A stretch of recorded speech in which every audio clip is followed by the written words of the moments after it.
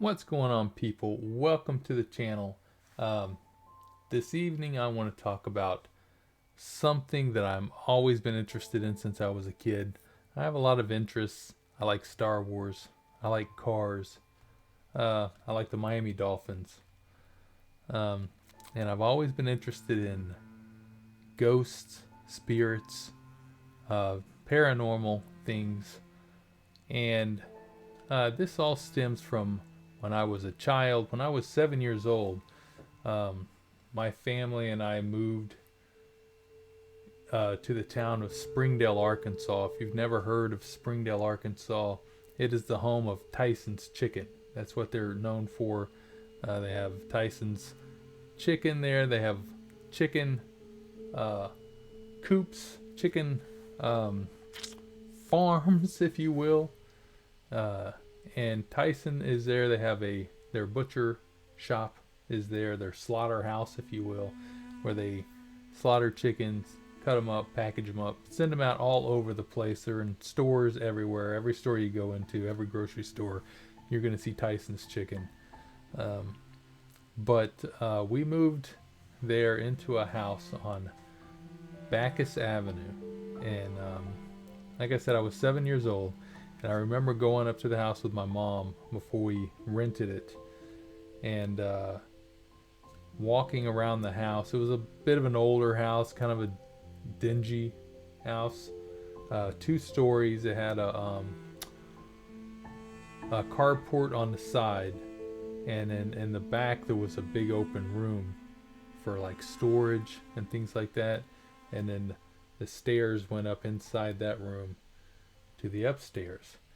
And I remember us walking around looking at the house, and in that room there was a window, and there was this creepy old sheepdog in there. The house was empty, nobody lived in it.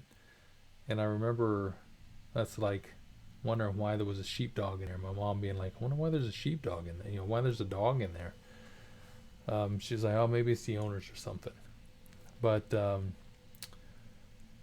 and I know we never seen or heard anything about the dog again. The dog, I don't know. I remember it creeping me out as a kid. It was just this old looking sheepdog just staring at us in this dark room. But we moved into the house. We didn't live there that long. We lived there for a few months. And I remember we'd made friends pretty quickly as kids back then. It's the end of the 70s. You were outside all the time. You made friends real quick. And they would ask us where we lived, and we would tell them the house we lived in. They would be like, oh, you guys live in a haunted house. Yeah, nobody ever stays there very long. That house is haunted. And so they started telling us that there was a little girl that was beat to death in the upstairs bathroom in that house. So sure enough, it didn't take very long before activity started in the house. Nobody would be upstairs, but you would hear bumping and banging and footsteps and running upstairs. I remember the house was set up where you'd go through the front door. There was a living room, and then to the left was the master bedroom. And then if you went straight through the living room, there was a door opening there. There was a kitchen, and then through the kitchen, you went through a little door in the back of the kitchen. There was a open room for just storage and stuff, and then stairs that went straight up to the left that went into a door at the top. There was a glass pane door at the top that you would go through to go into the upstairs, where I think there were 2 bedrooms up there. Because I know me and my brothers all stayed in one room, and one room was empty. It just had a old heavy couch in there. But I'm not going to go into everything that happened there. A lot of stuff happened in that house. Whatever was in that house was unfriendly. I get goosebumps and chills when I talk about it, including leaving scratches on my sister, and trying to strangle my aunt in her sleep, holding my dad down on the bed, A lot of crazy things happened in that house, and we didn't stay there that long before we got out of the house, just like everybody else who lived there. But anyways, I've always been interested from that time, because I know it's real. If you live it, then you know it's real. You're no longer a skeptic. But what is it? What happens? What is that? And so I have not discovered, but I have decided that what I believe it is it's another dimension. It's the fourth dimension, if you will. We know that there's a one-dimensional world. There's a two-dimensional world. We live in a three-dimensional world. And we know that there's a four-dimensional world, according to science, that we can't see. We don't know what it looks like. There's actual models of what it would probably look like, a four-dimensional item. But we don't know. We can't see it because we can only see in two dimensions. Whatever dimension you live in, we live in a three-dimensional world. This desk is three-dimensional. I'm three-dimensional. My mic is three-dimensional. This cup is three-dimensional. We know that because we can see depth. We can see the shading, the shadowing, and we can feel it. But we can only see in two dimensions. We only see, if we seen in three dimensions, we'd have to see everything from every angle to see the three dimensions of it. We can't. We only see the two-dimensional side of it. Something that lives in a two-dimensional world can only see in one dimension. So what I think it is look at it this way. If you took a sphere ball, a three-dimensional ball, and you cut it in half, and you set that ball on a two-dimensional piece of paper.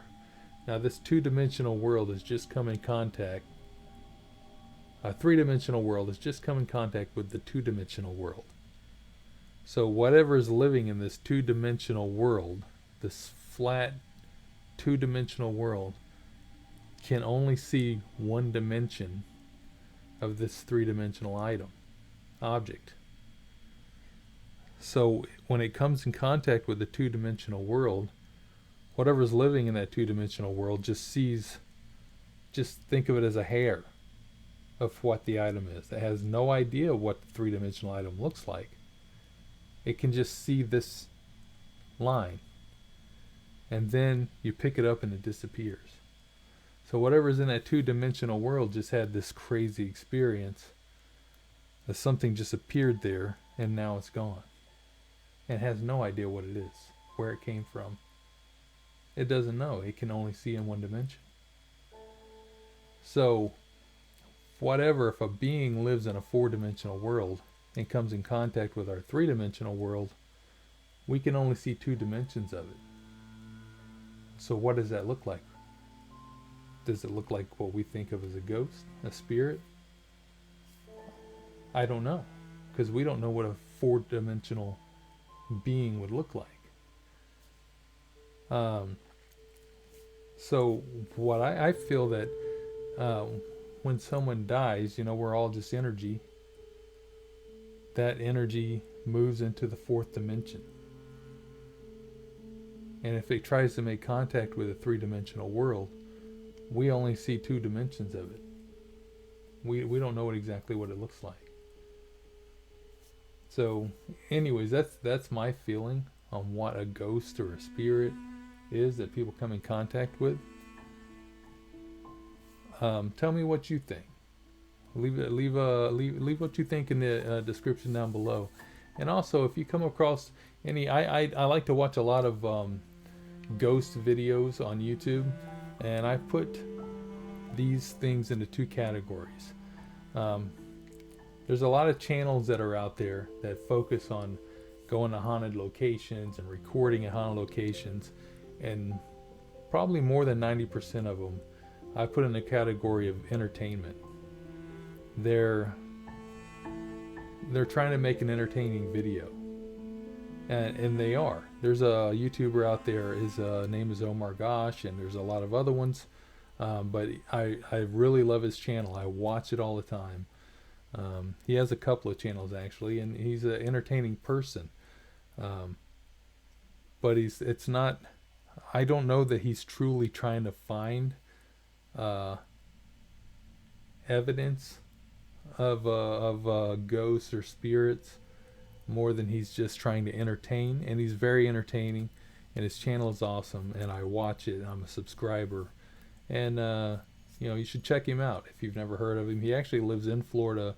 He lives north of Tampa, and I live south of Tampa, so we're both on the same coast in Florida. But I'm a big fan of his, and I really like his videos.